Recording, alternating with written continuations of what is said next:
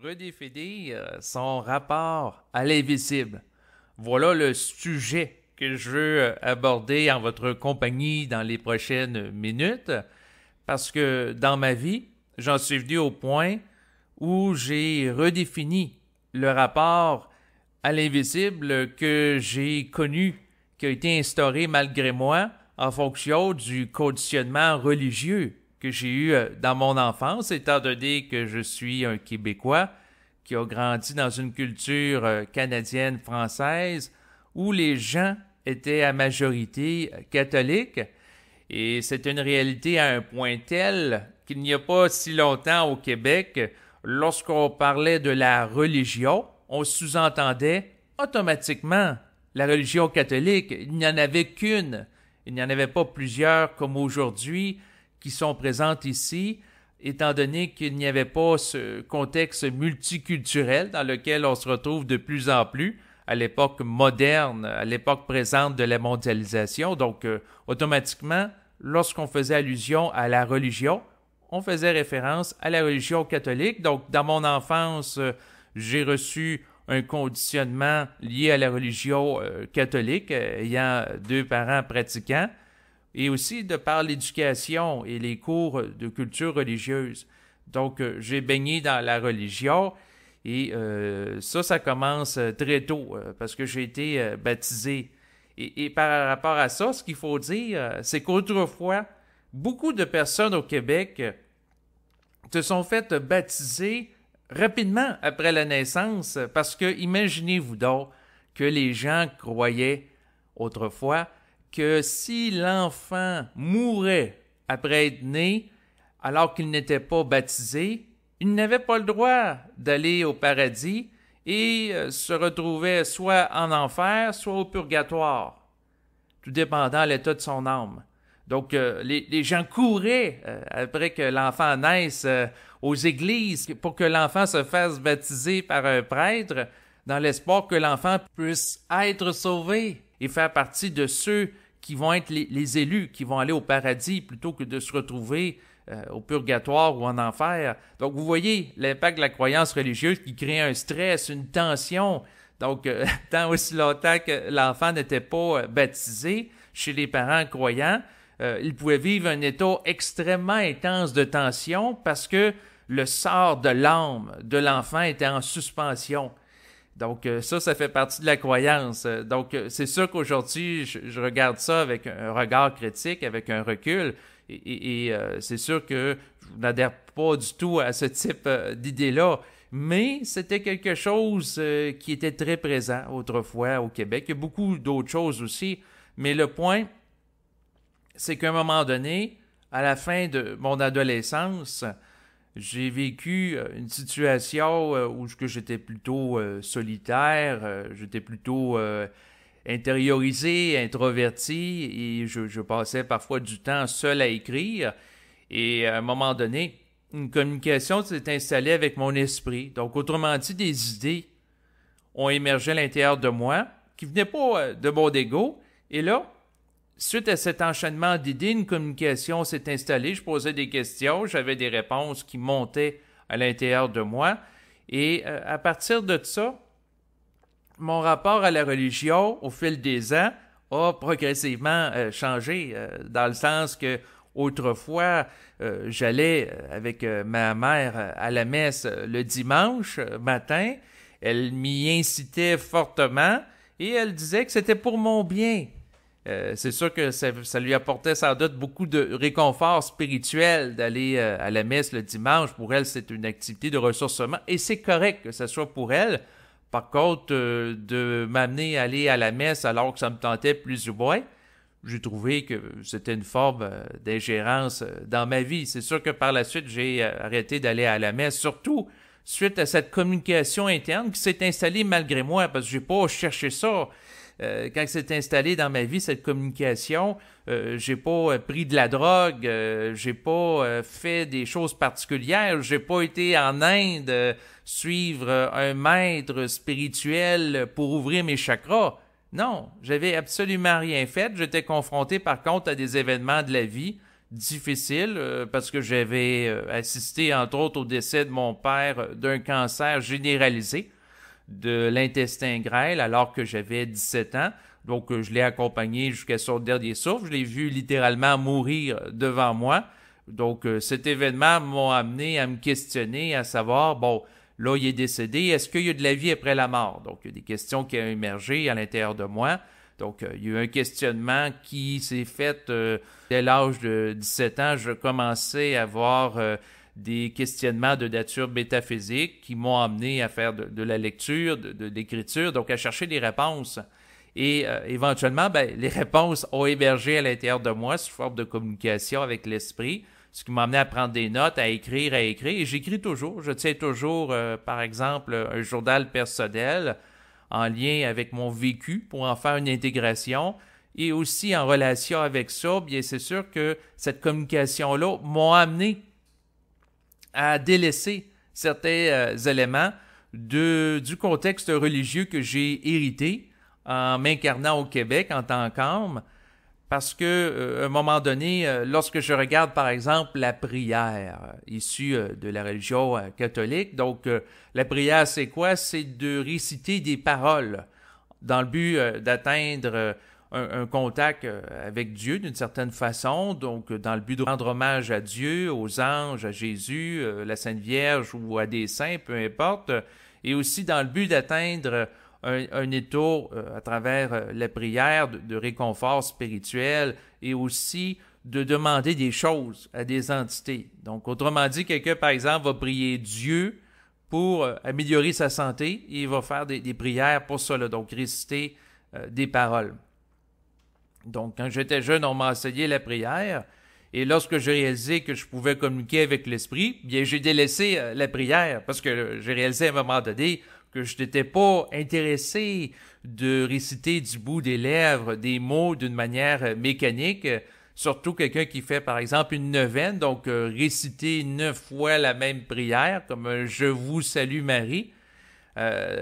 Pour moi, ça faisait pas sens, alors que on peut communiquer avec l'esprit, parce que d'un côté, prier, que ce soit Dieu, que ce soit peu importe l'être invisible, l'ange ou également des saints, si on n'a pas de réponse qui vient de l'autre bord, bien à ce moment-là, pour moi, c'est une perte de temps. C'est comme parler tout seul dans le vide. Non, il faut que quelque part, on puisse entrer en contact avec l'esprit, ou que ce soit l'ajusteur de pensée, le double, ou peu importe le nom que vous allez donner à cette structure d'énergie autonome qui est capable d'émettre des pensées et qui va se manifester à vous.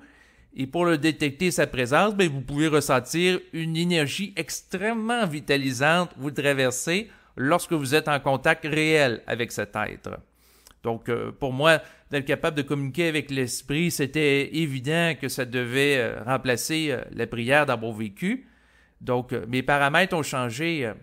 Donc, j'ai hérité de certains paramètres de par mes parents, du contexte socio-culturel dans lequel j'étais, et par la suite, j'ai eu à redéfinir mon rapport à la religion.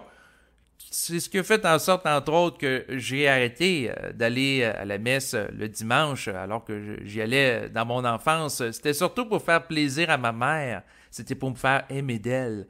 Alors que là, je fais une communication interne et je trouve ça plus créatif d'être capable, par exemple, de discuter avec l'esprit directement dans le cadre d'enregistrement que je peux produire avec un micro sur mon ordinateur ou de discuter aussi avec des gens qui ont une certaine sensibilité, une capacité d'écoute, de respect, donc d'avoir certains interlocuteurs sur la même longueur d'onde et qui vivent également à leur façon un contact avec l'esprit, parce que c'est ce qui m'apporte le plus. Parce que, avec le recul, lorsque je regarde une messe, à part la partie de l'homélie, qui peut durer peut-être en 10-15 minutes, où le prêtre a à prononcer un discours particulier qu'il peut improviser ou s'être préparé en lien avec l'actualité et qui va diverger du reste du rituel, qui est la messe. Parce que dans le fond, la messe, vous avez des prières qui sont lues. Par la suite, il y a la communion qui revient à chaque messe. Donc,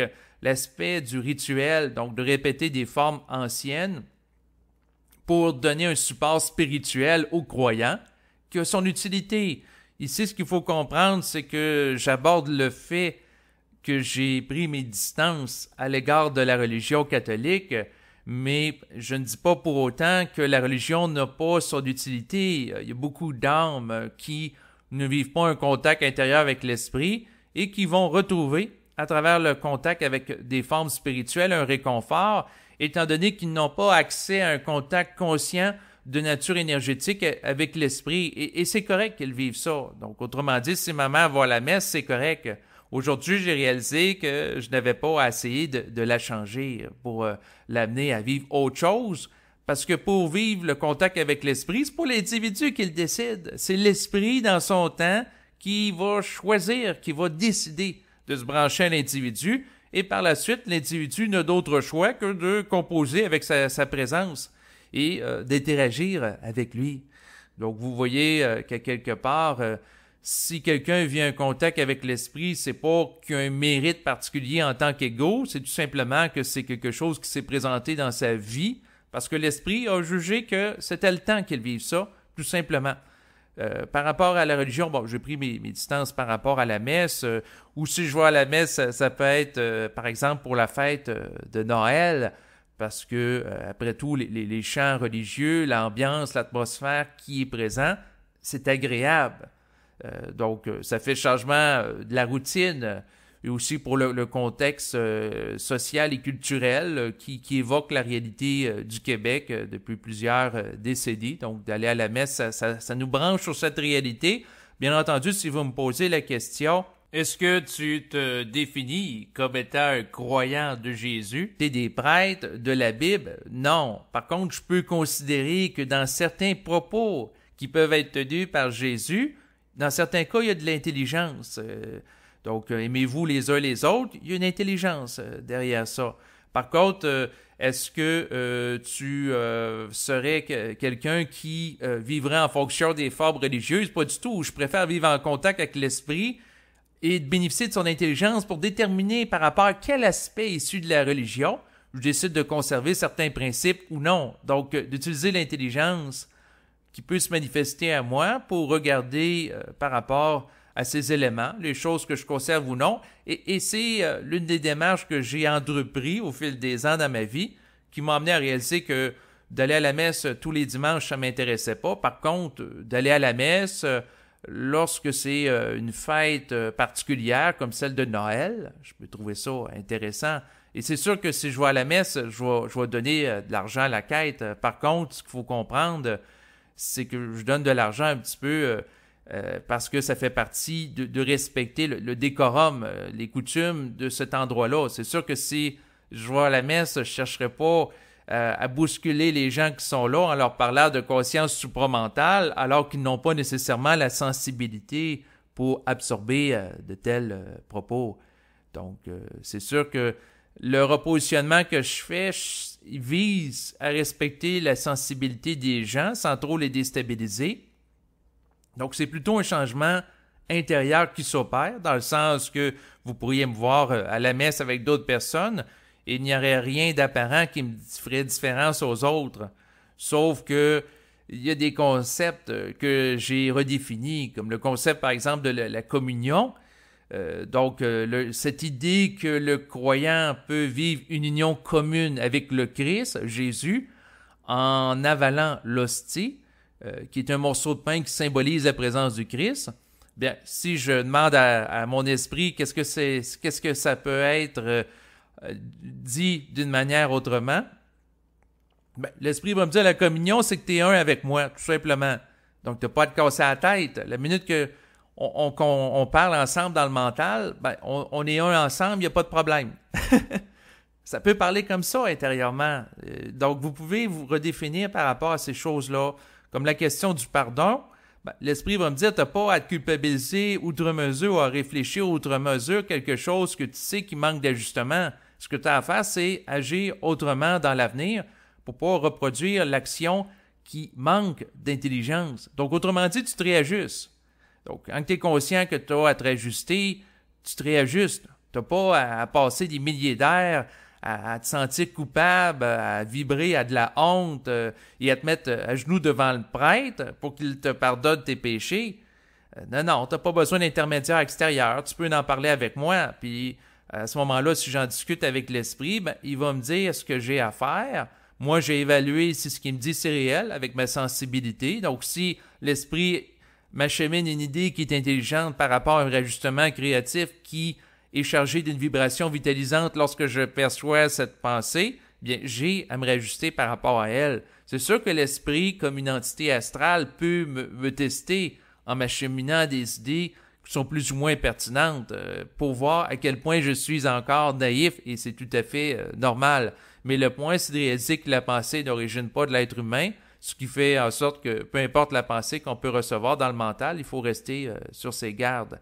Donc, les différents aspects de la religion peuvent être définis créativement par l'individu en évolution pour vivre un contact conscient avec l'esprit sur une base individuelle.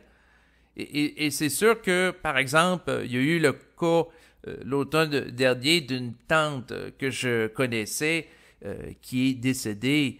Étant donné qu'elle était chrétienne et pratiquante et croyante, eh bien, c'est sûr que j'ai été à la messe qui se rapportait à ses funérailles et ça m'a fait plaisir, suite à la demande d'un de ses frères, donc mon oncle, de réciter pour l'occasion un petit texte devant les gens qui étaient présents pour l'occasion. Donc, j'ai fait une lecture à caractère religieuse, mais c'était dans l'optique de faire plaisir à ma tante parce que je sais qu'elle aurait aimé m'entendre prononcer ces mots. Et c'est pour ça que j'ai donné suite. Mais si vous me posez la question, est-ce que tu étais dans un état de croyance? Pas du tout. Et c'est sûr que là, pour des raisons de sympathie par rapport à ma tante qui est décédée, j'ai décidé de faire une lecture de texte, mais je ne l'ai pas décidé tout de suite. Parce qu'à l'origine, mon oncle m'avait téléphoné quelques jours après son décès pour me l'annoncer. Et il m'avait proposé, c'était un mardi soir, de faire la lecture pour l'événement de ses funérailles et de la célébration religieuse qui s'y rapporterait. Sur le coup, j'avais refusé et j'étais parti à mon cours de yoga parce que j'aime beaucoup pratiquer le yoga. Et c'est un cours de yoga de type yin. Donc, vous avez le yin et le yang qui existent dans les philosophies orientales. Et là, c'était l'aspect plus yin dans le sens plus passif, plus féminin. Donc, faire des mouvements doux, des mouvements calmes, des mouvements de détente. Et c'était propice à l'intériorisation, surtout qu'il y avait une partie méditation à la fin de l'activité. Et c'est pendant cette activité que j'ai reçu intérieurement le signal qu'à quelque part, elle voulait que je fasse cette lecture. Donc, c'est ce qui m'a amené à revisiter ma décision. Et curieusement, lorsque j'ai recontacté mon oncle après la soirée pour dire que j'avais changé d'idée, après que j'ai reçu intérieurement la pensée qu'elle voulait que je fasse ça, et puis moi, j'ai décidé de donner suite parce que j'avais un bon lien avec elle, donc je voulais à quelque part lui faire plaisir. Ce que j'ai appris par la suite, c'est que mon oncle, pendant cette soirée, il avait reçu intérieurement de l'information pour lire devant le public qui allait être cette cérémonie, un petit texte qui parlait d'elle, et j'ai eu cette idée le même mardi soir, simultanément, presque au même moment, en fait, pendant la même soirée. Donc, j'ai eu cette idée-là que ça pourrait être bien que quelqu'un fasse une lecture, puis là, j'apprends que c'est lui qui le fait. Donc, de mon point de vue, c'est que c'est son esprit qui a communiqué avec nos deux consciences au même moment pour qu'il y ait par la suite une cérémonie qui lui ferait plaisir, tout simplement. Et c'est sûr que par la suite, mon oncle m'a dit que ça a été particulier l'expérience que j'ai vécue, étant donné que j'ai reçu tout d'un bloc un jet créatif d'un texte. Ça a pris peut-être 15 ou 20 minutes et toutes les idées sont venues là, spontanément. Là. C'est un petit peu comme si elle a reçu un document en fichier PDF avec de l'information très condensée et par la suite, il l'a noté. Et c'est un petit peu ce que je vis des fois lorsque je reçois des idées pour produire des enregistrements. Donc, c'est un petit peu le même principe. Et le fait qu'on a reçu simultanément des idées par rapport à elle la même soirée me confirme que quelque part, il y a des forces qui sont entrées en communication avec nous pour que la cérémonie puisse répondre à son désir. Donc, c'est sûr que Par la suite, j'ai lu le texte qui était prévu pour l'occasion. Il y a des gens qui avaient trouvé que j'avais bien lu ça. Il y a des gens qui m'ont même proposé de devenir lecteur pour célébrer des messes dans le cadre de cérémonies religieuses. Et je n'étais pas intéressé. Une fois comme ça, pour faire plaisir à ma tante et honorer sa mémoire, ça me faisait plaisir, mais je ne serais pas intéressé d'aller tous les dimanches matins faire des lectures publiques dans des églises. Pas du tout. Je préfère parler dans mon micro parce que ça me permet d'intégrer ma vibration, alors que si je lis des textes continuellement de d'autres personnes, je vis en fonction de leur vibration, mais pas la mienne.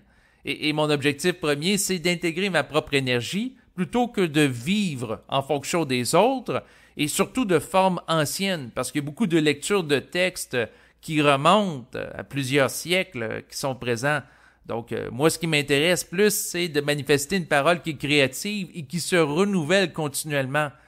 Et c'est ce renouvellement que je vais chercher dans un rapport individualisé avec l'esprit, alors que les gens qui vivent avec un rapport avec la religion, on vit en fonction de formes anciennes qui ont eu leur utilité, que ce soit par rapport à la vie de Jésus, Bouddha. Il y a eu d'autres personnes aussi qui ont marqué l'histoire de l'humanité et son héritage spirituel, sauf que le point, c'est qu'éventuellement, l'individu doit redéfinir son rapport à l'invisible dans le but d'être bien dans sa peau et aussi de s'individualiser pour arrêter de vivre en fonction d'un collectif et vivre en fonction de lui-même. Et c'est le processus que j'expérimente présentement.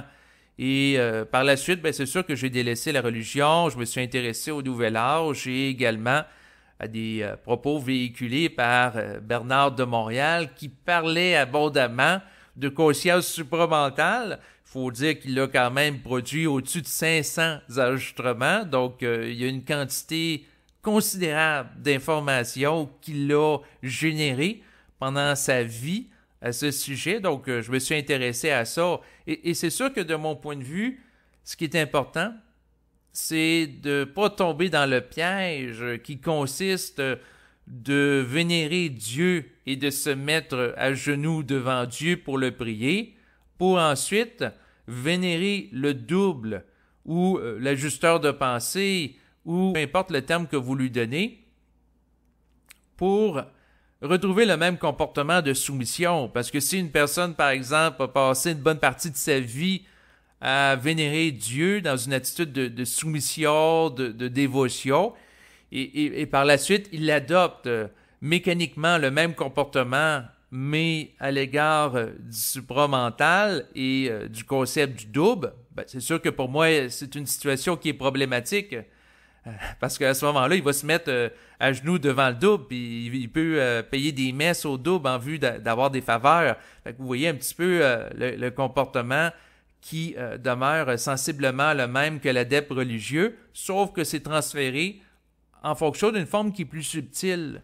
Donc, de mon point de vue, l'individu, lorsqu'il se conscientise, doit en venir éventuellement avoir un rapport égalitaire à l'égard de l'invisible, et que ce soit par rapport à des formes invisibles issues de la religion, issues du Nouvel Âge, issues également de la conscience supramentale. Et c'est pour ça que l'individu doit toujours avoir la capacité de se renouveler sur le plan psychique en ayant l'audace de continuellement redéfinir son rapport à l'invisible de manière à être tout le temps en équilibre par rapport à lui-même et bien dans sa peau lorsqu'il sent que des forces invisibles peuvent chercher à l'influencer ou à le fasciner. Parce que si une personne, par exemple, se libère de la fascination de Dieu ou des anges, ou également des saints, que ce soit Saint Joseph, il y en a différents, puis tombe dans la fascination pour les concepts de double, d'ajusteur de passé, eh bien à ce moment-là, il y a juste un transfert qui s'effectue.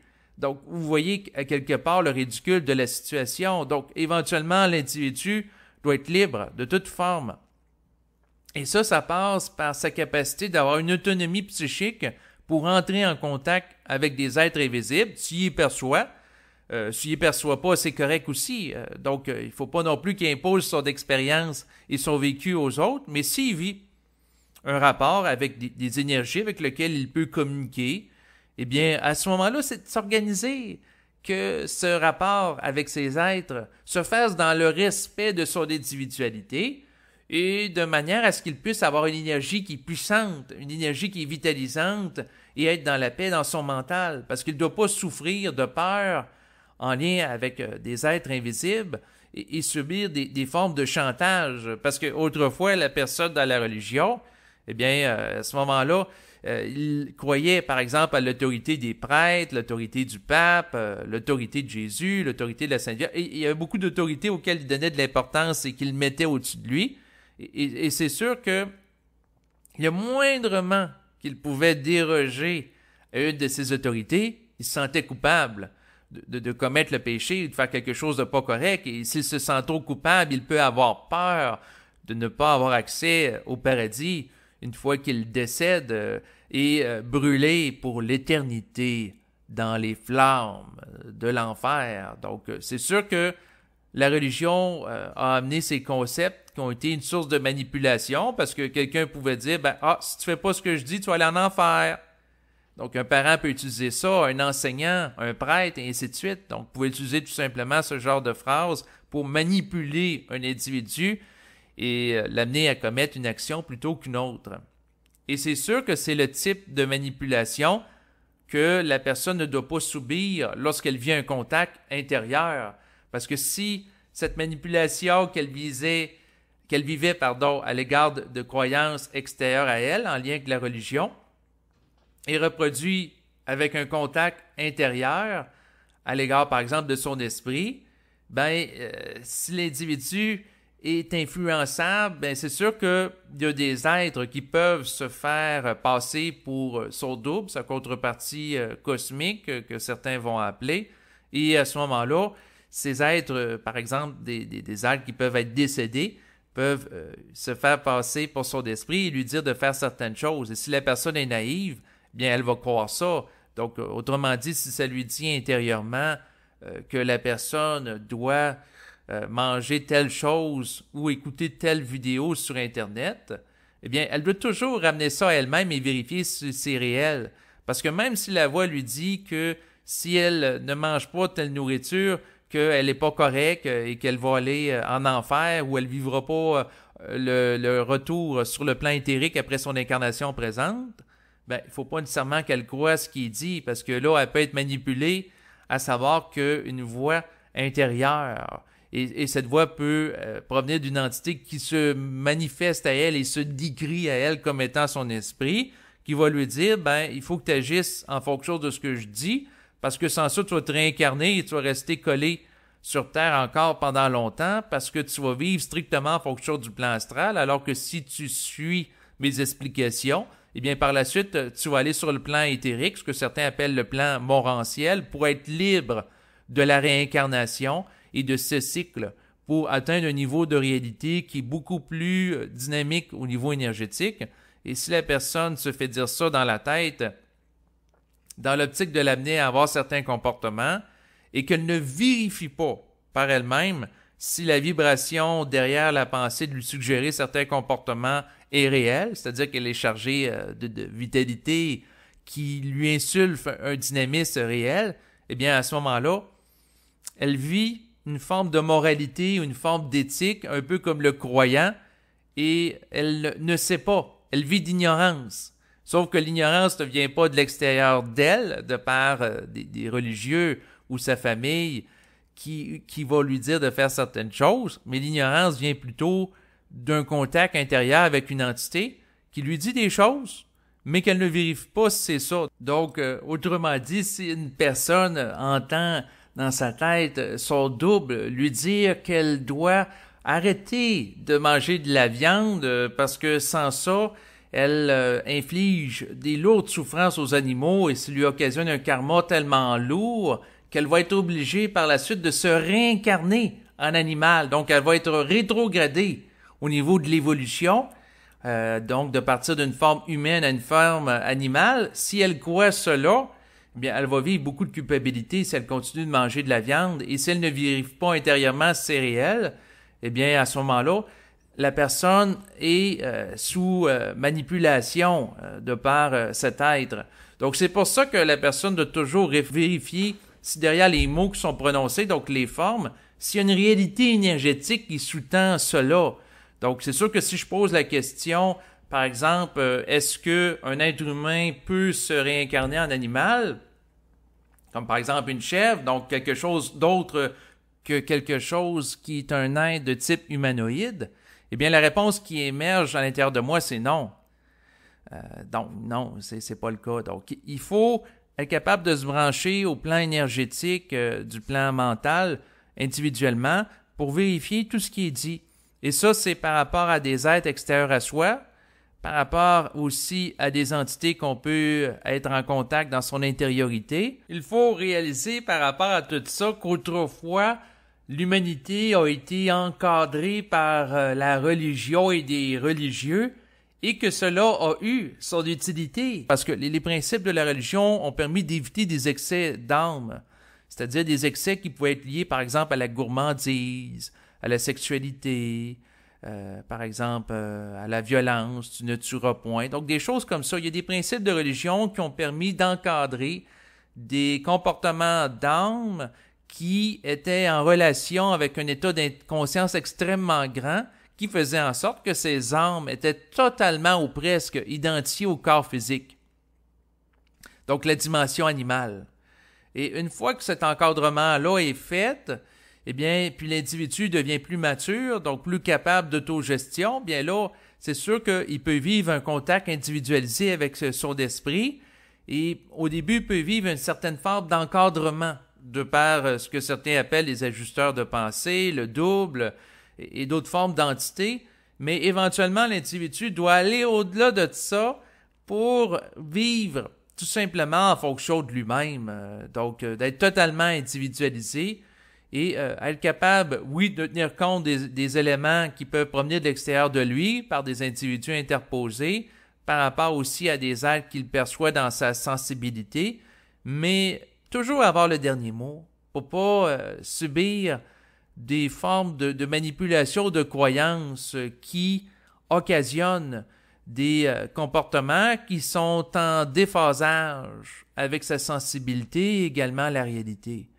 Donc, d'où l'importance en fait de redéfinir son rapport à l'invisible. Donc, c'est sûr que dans mon cas, la redéfinition est extrêmement simple. J'ai délaissé au fil des ans la religion.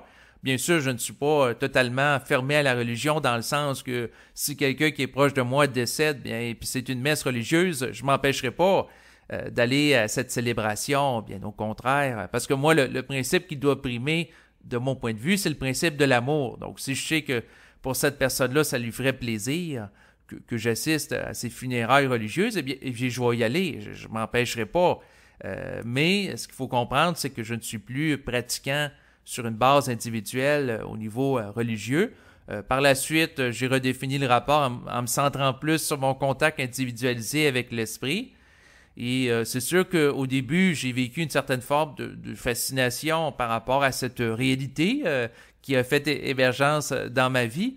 Et par la suite, j'ai remis en question certains éléments qui proviennent d'une guidance intérieure, de certains êtres qui peuvent chercher à se faire passer par mon esprit avec lequel je peux vivre une communication intérieure pour réaliser qu'en bout de piste, eh bien, que ce soit des êtres que je perçois intérieurement ou que je vois avec mes yeux de chair à l'extérieur de moi, que c'est tout le temps moi qui dois avoir le dernier mot parce que c'est moi qui ai à vivre avec moi-même et ma conscience. Donc, c'est ce qui m'a amené à prendre beaucoup de distance par rapport aux influences à caractère invisible au fil du temps.